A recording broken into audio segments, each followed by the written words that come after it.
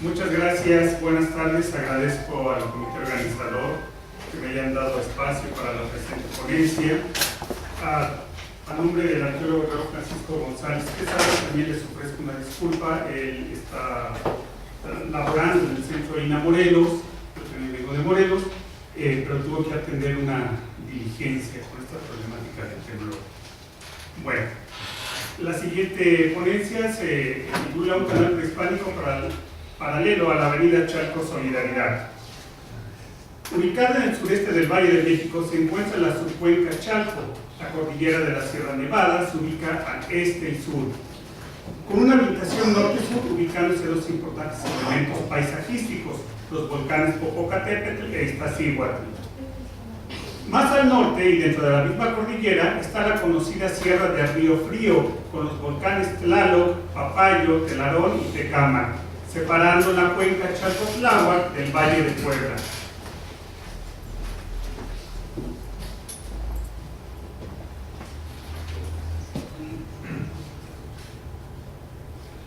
Los eventos eruptivos y vulcanismo y tectonismo llevados a cabo desde el Mioceno dieron origen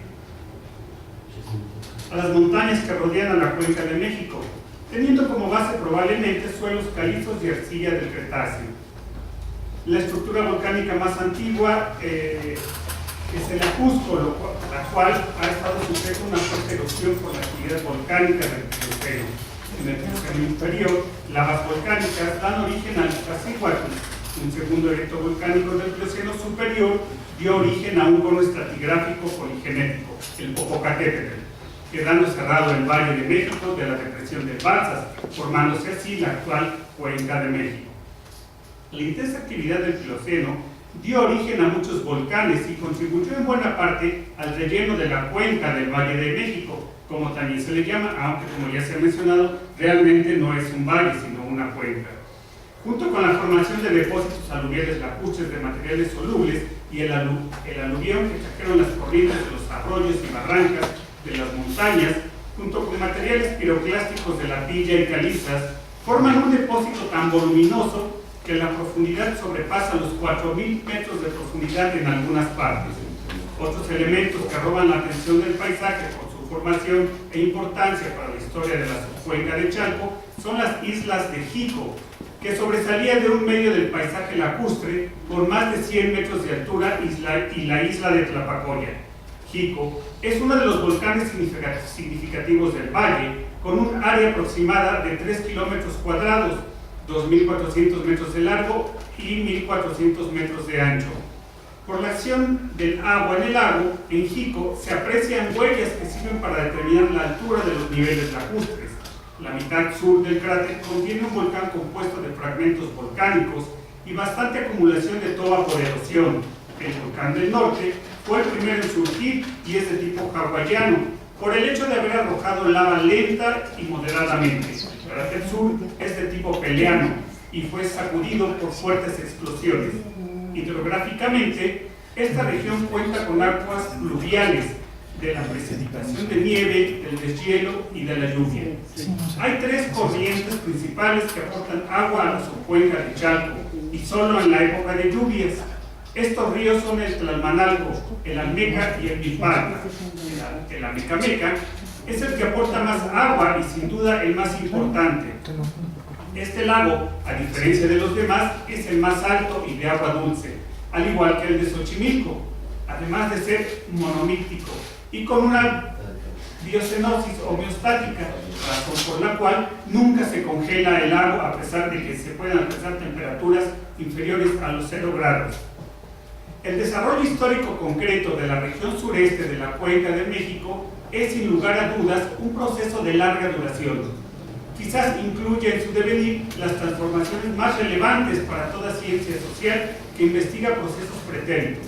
No sería insensato considerar incluso la posibilidad de investigar parcialmente, al menos, aspectos relacionados con la cuestión tan importante como la revolución tribal, desde comunidades de cazadores-recolectores hacia las comunidades tribales, la revolución clasista, desde el cacicazgo hacia sociedades plenamente clasistas, también procesos como la revolución agrícola, la revolución urbana, la revolución lacustre y otras más. en el sureste de la cuenca, tenemos presencia humana en prácticamente todos los grandes horizontes culturales arqueológicamente definidos. En el horizonte prehistórico, contamos con la presencia en Tlapacoya de fogones fechados a más de 2000 años antes del presente. Se tienen los sitios más tempranos del llamado preclásico en la cuenca, como Coapesco y Tlapacoya, pero también están Temamatla, Cocotitlán, San Buenaventura y Jico. Hacia el epiclásico y posclásico temprano existen sitios como Portezuelo, Tlaltizagua, Jico y Chalcoatenco. Los procesos históricos en esta región no terminan, por supuesto, hacia 1521. El suroeste de la cuenca siempre jugó un papel significativo al grado de denominársele Cuerno de la Abundancia, por su decisiva importancia en la producción agrícola, papel que heredó el régimen colonial del control que ejercía la Xcan Tlatoyacan o la Triple Alianza sobre la región. El proceso de redefinir del poder con múltiples ranchos, haciendas agrícolas y comunidades cada vez más cercanas en la consolidación de la República tras la liberación de la metrópoli española, llevó al límite a la región, siendo aquí a donde se dieron los primeros brotes de violencia, aún antes de que viera el ocaso el siglo XIX. El pavoroso proceso de desarrollo de estrategias de producción capitalista llevó al extremo de la polarización hasta el grado antagónico a la delicada relación hombre-naturaleza, resultando en un desastre ecológico. Las comunidades lacustres serían las más castigadas, múltiples modos de trabajo y todo un modo de vida que había transitado por milenios fue destruido por completo. No es causal que entre las filas zapatistas se encontraran participando con furor hombres y mujeres de las comunidades lacustres chalqueñas. El México posrevolucionario, al final del milenio, ha otorgado a la región la condición de ser una ciudad dormitorio más, una región marginal, considerada botín político, un eufemismo rimbombante denominado Zona Metropolitana de la Ciudad de México. Quizá por todo este complejo desarrollo histórico es que Paul Kirchhoff llegó a considerar que, para entender a Mesoamérica, no hay mejor manera que conociendo Chalco. En la época prehispánica, para 1450, Nezahualcóyotl es el primero en modificar el paisaje con un gran dique de Azacualco e Iztapalapa. Para la época colonial, el dique de San Lázaro se construyó en 1555, no siendo las únicas obras realizadas. Es el virrey Martínez Enrique el primero en proponer la desecación del valle para 1605, a consecuencia de varias inundaciones que sufrió la ciudad de la Nueva España. Desde entonces, hubo varios proyectos e intentos de desecación. En 1856, la Secretaría de Fomento estableció lanchas de vapor entre la Ciudad de México y el lago de Chalco. Benito León Acosta, para 1859, proyecta un canal de 9 leguas donde circularían barcos cómodos y tirados por caballos, y en 1890 los Noriega introducen su propio sistema de navegación. A través de este medio de comunicación se transportaban miles de fanegas de maíz a la Ciudad de México. En 1886, los hermanos españoles Remigio, Benito e Íñigo Noriega Lazo, favorecidos por el gobierno porfirista, comienzan a incursionar en actividades agrícolas en la región de Chalco y compra de hectáreas. En 1895, Porfirio Díaz cedió permiso al español Íñigo Noriega para desecar definitivamente el lago de Chalco, quien logra consolidar una de las más grandes propiedades del Valle de México, la llamada Hacienda de Jico. En esta misma época realizó un camino de Chalco a Tlaltenco para construir una vía ferroviaria, aún en existencia, que pasaría por el pueblo de Tláhuac. Para 1898 llegaba hasta Atlisco, Puebla. Por este medio también se transportaban maíz, frijol, haba, avena, trigo, alfalfa, calabaza, leche y pulque, entre otras legumbres. También construyó líneas telegráficas y telefónicas y una tubería que llevaba agua de 6 kilómetros, además de un ingenio azucarero. En 1895 le dan la concesión del drenaje del lago de Chalco y desecación del mismo, declarando todas las tierras secadas como propiedad privada de la negociación agrícola de Chalco. Los Noriega revolucionan agrícolamente esta región, modificando el sistema de cultivo en tierras. Para 1897 cuentan con 198 arados, 4 desterradoras, 4 rastras y 29 rastrillos, 11 sembradoras y 26 cultivadoras. En un texto indiano se lee: con el tiempo, don Íñigo llegó a ser uno de los principales terratenientes de México. Tuvo palacios, minas de plata, industrias textiles, ferrocarril y hasta un pequeño ejército. Este dicho ejército servía para controlar a la gente en sus trabajos, para custodiar sus propiedades y mercancías. De esta situación armada, Madero escribió que Íñigo Noriega guardaba una gran cantidad de armas de la nación en su hacienda.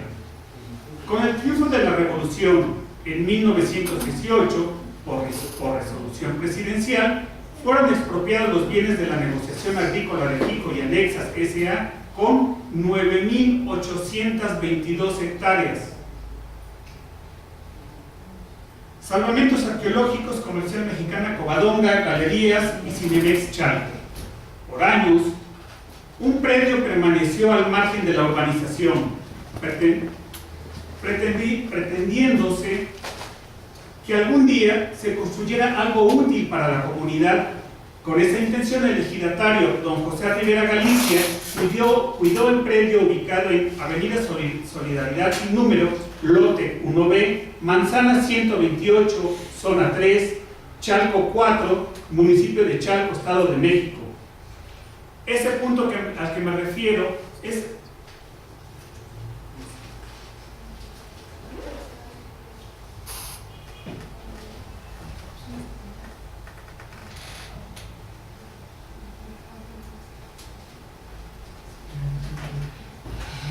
este pequeño puntito rojo que vemos. Si se dan cuenta, toda esta otra sección aún estaba libre de la construcción o de la mancha urbana para el 2005.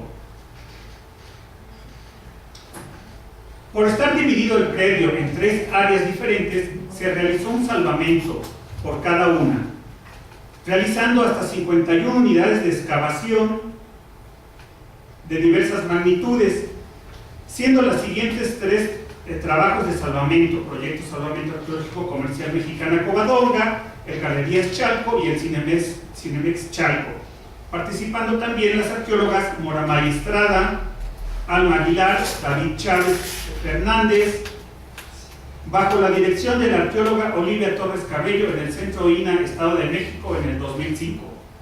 Los trabajos del primer predio empezaron en abril del presente año y continuaron hasta finales de ese mismo año. El área a trabajar geográficamente es el exlago propiamente, y para esa fecha tenía una capa de cascajo de hasta 2 metros de altura. Los objetivos siempre se fueron adecuando a las exigencias y eventos arqueológicos nuevos de los progresivos proyectos, por lo que ahora pueden resumirse de la siguiente manera. Dentro de los objetivos principales estaba el de comprender el uso dado por el hombre prehispánico al espacio lacustre y conocer de qué manera se aprovechó de las condiciones geográficas, detectar posibles isletas que pudieran haber hospedado a seres humanos, comprobándolo a través de sus restos materiales. Y dentro de sus objetivos secundarios estaba el de apreciar las marcas de desecamiento del lago. Conforme se fue avanzando en los trabajos, fueron apareciendo nuevos problemas a interpretar, como el comportamiento de los niveles de las diferentes capas estratigráficas, espacios de apropiación de recursos, definir el comportamiento y el uso de un canal que apareció. Lo relevante de aquel trabajo consistió en la apreciación de la desecación, sobre todo de elementos arqueológicos, en un espacio estudiado ex profeso, vinculándolo con el comportamiento de la deposición de sedimentos. A lo largo del proceso de excavación, pudimos constatar que en toda el área explorada nos encontramos plenamente en el exlecho lacustre. De manera sistemática, las configuraciones estratigráficas fueron consistentes a lo largo de lo poco más de 6 hectáreas exploradas, sobre una capa de diatomea que nos permitió inferir un momento lacustre inequívoco. Se localizaba una persistente capa de vertisol. Este es un ejemplo de la mayoría de las unidades de excavación. Se aprecia el sedimento lacustre y después las distintas capas de diatomea, que son estas manchas de color blanco.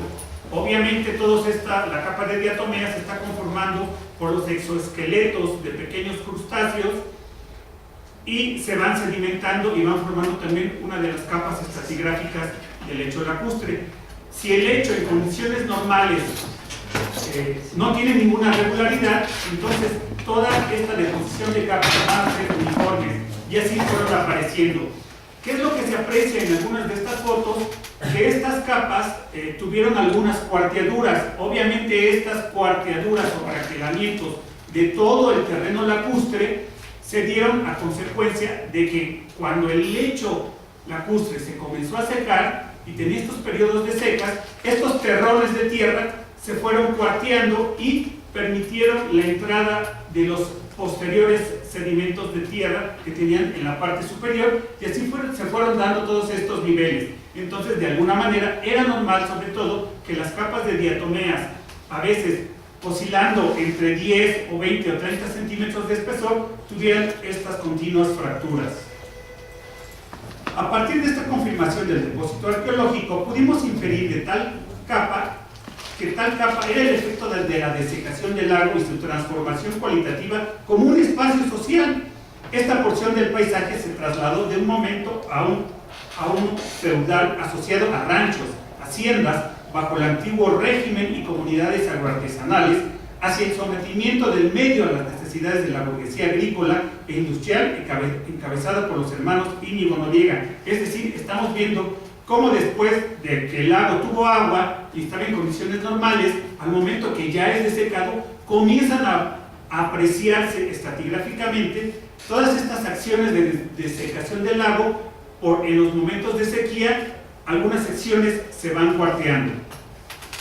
En 1895 en adelante, el cuenco del lago se convirtió en la tierra con mayor índice de producción de la región y quizás del mundo entero en su momento. Fueron construidos cientos de kilómetros de canales que formaron auténticos diques en un complejo sistema hidráulico que permitía humedecer y secar a placer el cuenco. De estos canales quizás hayamos encontrado parcialmente alguna sección. Lo que vemos aquí en la imagen es precisamente como un espacio previo a lo que fue el anterior lecho del lago, se ven todavía rastros de la mecanización, sobre todo de los sistemas de arado. Fue muy bonito para todo el equipo apreciar no una, sino dos distintas capas estratigráficas, de irlas excavando con muchísimo cuidado e irse encontrando todavía la huella de estos surcos. ¿De qué época? Nos fue muy complicado fecharlo. Cuando un investigador que da cuenta del pasado pisa la región de Chalco, no puede menos que asombrarse ante la multitud de ruinas que yacen apiladas ante sí, conmoverse frente a la esperanza en el cotidiano quehacer de sus cuantos miles de pobladores y apesadumbre frente a los complejos problemas que deja sin aliento a las mejores intenciones. Es la región de Chalco un reto para la sociedad que somos de pretender la supervivencia y desarrollo de la vida en comunidad, una gran deuda del confort urbano frente a la carencia de las márgenes con que su esfuerzo y trabajo mantienen parcialmente a la gigantesca Ciudad de México. Las siguientes imágenes nos van a mostrar que conforme íbamos excavando en la unidad de excavación número 20, nos encontramos con una anomalía, y esta anomalía se va a apreciar precisamente a través de lo que nosotros definimos como un canal muy posiblemente de reminiscencia prehispánica, y que posiblemente en épocas posteriores se llegó a desasolvar. En algún momento pensamos que este canal, a algunos de los trabajadores se le había ocurrido excavar de más, pero esto fue corroborado posteriormente apreciando el perfil estratigráfico en una de las paredes, y era ahí donde precisamente esta capa de diatomea se apreciaba excavada ex profeso para la elaboración de este canal. La profundidad de este canal oscila entre los 2,5 metros de ancho en la parte más profunda hasta 3,5 de ancho en la parte superior. Esto, por lo que se ha comentado en ponencias anteriores, indudablemente sabemos que hay una época tanto de lluvias como de secas anualmente, y es posible que en la época de secas bajaran suficientemente los niveles del lago, no para que se expusiera totalmente el lecho lacustre, pero sí lo suficiente para que impidiera una navegación a través de algunas canoas, y probablemente el resultado de unas vías de comunicación sean por lo menos este canal que llegamos a encontrar. Aquí se aprecia en el perfil estratigráfico parte de cómo fue excavado. Se aprecia la sección blanca, la capa de diatomea y cómo es intruida. Ok, entonces es parte de lo que se excavó en este canal. Nosotros nada más excavamos una longitud de 20 metros de distancia por lo que diera de ancho, para corroborar de alguna manera en este pequeño predio la dirección del canal en una dirección sureste-noroeste, y es parte de la vista de cómo está el canal. Posterior, bueno, se analizaron los materiales arqueológicos. La gran mayoría de ellos pertenecen a la época del posclásico tardío, y pues bueno, se encontraron materiales cerámicos, no encontramos material cerámico vidriado, también se encontró hueso de distintos animales. Obviamente encontramos abundantes huesos de animales probablemente de inicios del siglo pasado. Pues la principal presencia de ellos fueron de tuzas.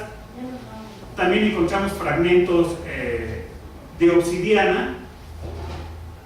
Se tomaron muestras de tierra para tratar de recuperar algunos restos botánicos, lo cual fue infructuoso. También llegamos a encontrar 2 estacas de madera relativamente cerca de este canal, lo que en algún momento nos llevó a pensar que probablemente pudieron haber sido, quizás en algún momento, para amarrar algunas de las canoas que pudieron haber transitado por este espacio. Bueno, esta es una imagen actual del Google Earth. Aquí ya se ve una pequeña manchita donde están actualmente el complejo Cinemex y la Comercial Mexicana de Galerías Chalco. Todavía se ven unos espacios que siguen sin ser absorbidos por la mancha urbana. Y como transitábamos continuamente en el 2005, en algún momento alguien hizo unas excavaciones por esta sección, y nos bajamos de chismosos como buenos arqueólogos a ver cómo se estaban conformando los perfiles, también relativamente cerca de la avenida Chalco Solidaridad, y efectivamente pudimos constatar a través de los perfiles que continuaba este canal. Entonces aquí tenemos un pequeño acercamiento. Aquí está el complejo que se trabajó, y esta es una proyección de lo que podemos conjeturar que hasta ese espacio abarca el canal que pudimos encontrar. Indudablemente tiene mayor proyección, pero no tenemos vestigios arqueológicos de hasta dónde pudiera haber llegado, entonces nada más nos referimos a los vestigios arqueológicos. Bueno, pues muchísimas gracias.